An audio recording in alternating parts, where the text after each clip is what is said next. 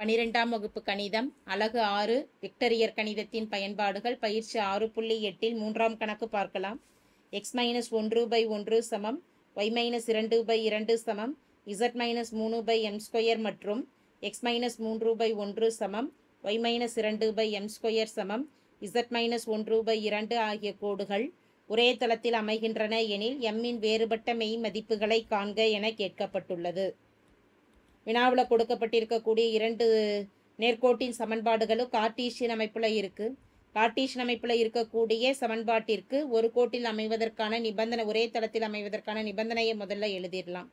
x-x1/b1 சமம் y-y1/b2 சமம் z-z1/b3 மற்றும் x-x2/d1 சமம் y-y2/d2 z-z2/d3 என்ற கோடுகள்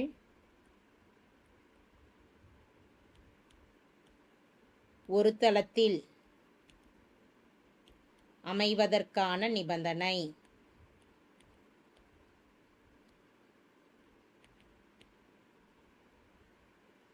அணிக்கோவையில் x2 - x1 y2 - y1 z2 - z1 b1 b2 b3 d1 d2 d3 இவற்றின் மதிப்பானது பூஜ்ஜியத்திற்கு சமமாக அமைஞ்சது அப்படின்னா ஒரு தளத்தில் அமையும் கோடுகள்னு சொல்லிடலாம்.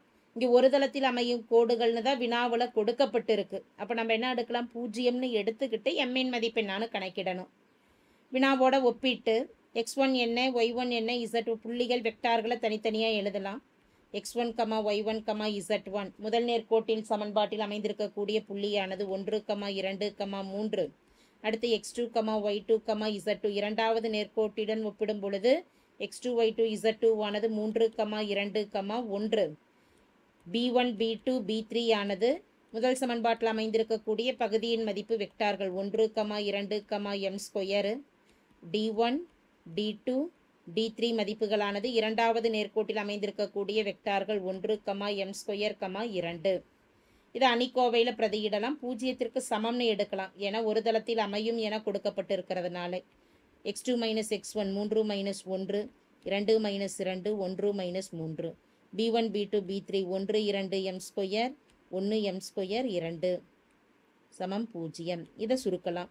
முதல் நிரையில் 3 - 1 மதிப்பு 2 2 - 2 0 1 - 3 மதிப்பானது -2 1 2 m² 1 m² 2 சமம் 0. முதல் உறுப்பு 2 எடுக்கிறோம். 2இன் சிற்றணிக்கோவை எனும் பொழுது முதல் நிறையும் முதல் நிரலும் கேன்சல் ஆகிடும். 2 × 2 4 m² × m² எனும் பொழுது m⁴ அடுக்குகளை கூட்டிக்கலாம். -m⁴. இரண்டாவது உறுப்பு பூஜ்ஜியமாக இருக்குது. -0 பெருக்கல் அதனுடைய சிற்றணிக்கோவை முதல் நிரை மற்றும் இரண்டாம் நிரல் கேன்சல் ஆயிடுச்சுன்னா 1 × 2 2 1 × m² -m². மூன்றாம் உறுப்புக்கு அதே குறி அப்படியே -2ன்னு எழுதிடலாம். முதல் நிரை மற்றும் மூன்றாம் நிரல் கேன்சல் ஆக போக சிற்றணிக்கோவையானது 1 2 1 m². 1 × m² m². 1 × 2 + 2க்கு -2ன்னு குறிப்பிடலாம். 2 பெருக்கல் இதை பெருக்கிக்கலாம். 2 × 4 மதிப்பு 8 -2 m⁴.